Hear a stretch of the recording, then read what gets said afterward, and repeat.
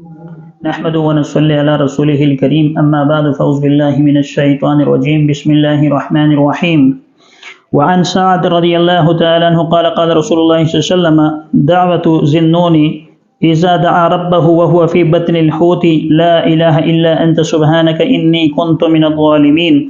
لم يدعو بها رجل مسلم في شيء إلا استجاب له صدق الله العلي العظيم۔ حضرت سعد رضی اللہ تعالیٰ عنہ راوی ہیں کہ رسول اللہ صلی اللہ علیہ وسلم نے فرمایا مچھلی والے یعنی حضرت یونس علیہ السلام کی وہ دعا جو انہوں نے مچھلی کے پیٹ میں اپنے پروردگار سے مانگی تھی یہ ہے لا الہ الا انت سبحانک انی کنت من الظالمین، تیرے علاوہ کوئی معبود نہیں، تو پاک ہے، بلا شک میں ظالموں میں سے تھا۔ جو مسلمان شخص اس دعا کے ذریعے سے اللہ تعالیٰ سے کوئی چیز مانگتا ہے تو اللہ تعالیٰ اس کا سوال پورا کرتا ہے۔ اس حدیث کو جو حضرت سعد رضی اللہ تعالیٰ سے مروی ہے کہ رسول اللہ صلی اللہ علیہ وسلم نے فرمایا کہ حضرت یونس علیہ السلام نے مچھلی کے پیٹ میں دعا مانگی لا الہ الا انت سبحانک انی کنت من الظالمین، تو اللہ تبارک و تعالیٰ نے اس عذاب سے یعنی وہ جو مچھلی کے پیٹ میں تھا اللہ تبارک و تعالیٰ نے ان کو وہاں سے چھٹکارا عطا فرمایا، وہاں سے اللہ تبارک و تعالیٰ نے انہیں نجات عطا فرمائی۔ اور پھر آپ صلی اللہ علیہ وسلم نے صحابہ سے مخاطب ہو کر فرمایا کہ اس دعا کے ذریعے سے کوئی شخص جب اللہ تبارک و تعالیٰ کے ہاں سوال کرتا ہے، اللہ تبارک و تعالیٰ سے کچھ مانگتا ہے تو اللہ تبارک و تعالیٰ اس کے اس سوال کو پورا فرماتے ہیں۔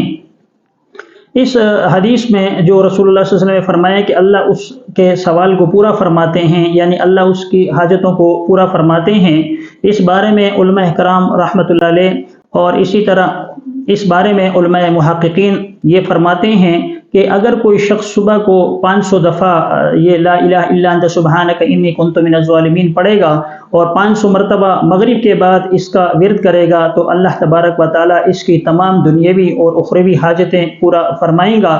یعنی اگر کوئی شخص اس کو اپنے ورد میں شامل رکھے اور روزانہ اس کو پڑھتا رہے تو اللہ تبارک و تعالیٰ اس کی ہر وہ ضرورت جو دنیاوی ہو یا اخروی ہو اللہ تبارک و تعالیٰ وہ پورا فرمائے گا۔ جیسے اولاد کی ضرورتیں ہیں، کوئی شخص ایسا ہے جو اولاد کی نعمت سے محروم ہے تو اللہ تبارک و تعالیٰ اس آیت کی برکت سے اسے اولاد نرینہ عطا فرمائیں گے۔ اسی طرح اگر کوئی شخص ایسا ہے جو مال کی تنگی کے اندر مبتلا ہے تو اللہ تبارک و تعالیٰ اس کے مال کے اندر وسعت اور کشادگی عطا فرمائیں گے۔ اسی طرح کوئی مسلمان ایسا ہے خدا نخواستہ جو فحاشی کے اندر یا عریانی کے اندر مبتلا ہے تو علماء کرام فرماتے ہیں اگر صبح اور شام 500 دفعہ اس کا ورد کیا جائے گا اور اس کو پڑھا جائے گا اس وظیفے کو تو اللہ تبارک و تعالیٰ اس آیت کی برکت سے اسے بے حیائی سے محفوظ رکھتے ہیں اور شیاطین سے اس کی حفاظت کر لی جاتی ہے۔ اسی طرح اگر کسی علاقے پر قحط پڑ جائے خدا نخواستہ اور وہاں پر جو ہے وہ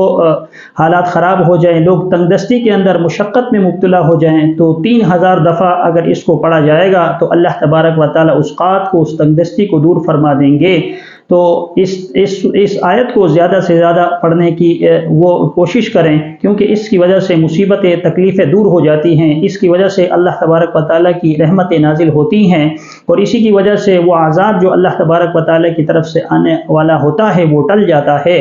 لہٰذا اللہ تبارک و تعالیٰ سے دعا ہے کہ اللہ تبارک و تعالیٰ مجھے اور آپ کو اس کی زیادہ سے زیادہ تلاوت کی توفیق عطا فرمائے۔ آمین۔ وآخر دعوانا الحمد للہ رب العالمین۔